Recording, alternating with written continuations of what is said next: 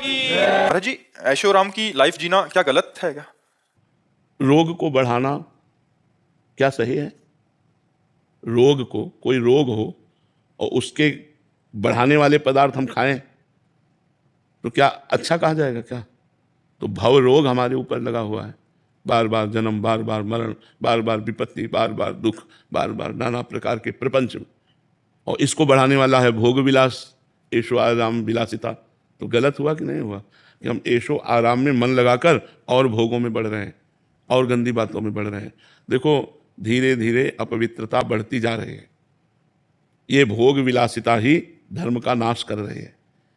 जब हम अपनी पत्नी से या अपने पति से संतुष्ट होकर धर्मपूर्वक चलते हैं तो हमारा मार्ग दूसरा हो जाता है, और जब हम भोग विलासिता में चलते हैं तो हम अपने पति में संतुष्ट नहीं होते, फिर और पुरुषों में, हम अपनी पत्नी से संतुष्ट नहीं होते, फिर और स्त्रियों में, तो ये मार्ग नरक की तरफ ले जा रहा है और भवबंधन को पुष्ट करने वाला है। भोग विलासिता को भोग विलासिता मानकर ना भोगा जाए, उसे भगवान की आराधना मानकर किया जाए और भजन किया जाए तो मार्ग दूसरा हो जाएगा।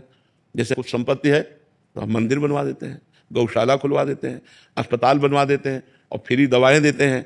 अब है तो भोग विलासिता, लेकिन वो स्वयं सादगी से रहता है, धर्म से चलता है, कोई गलत आचरण नहीं करता, तो रुपया होते हुए भी, धन होते हुए भी वो नरक वाला मार्ग नहीं पुष्ट हुआ, वो भगवान की प्राप्ति वाला मार्ग पुष्ट हुआ। और जब ऐसे रुपया बढ़ता है तो फिर शराब पीना, पर स्त्री गमन करना और चोरी करना, झूठ बोलना, हिंसा करवाना, ये सब बढ़ जाता है। ये भोग विलासिता ही तो नरक की तरफ ले जाती है, भोग विलासिता ही तो गंदे आचरणों में ले जाती है, ये भोग विलासिता ही तो दुर्गति करवा देती है। इसलिए हमें लगता है कि हम भव रोग को बढ़ाएं ना, इसको मिटाएं।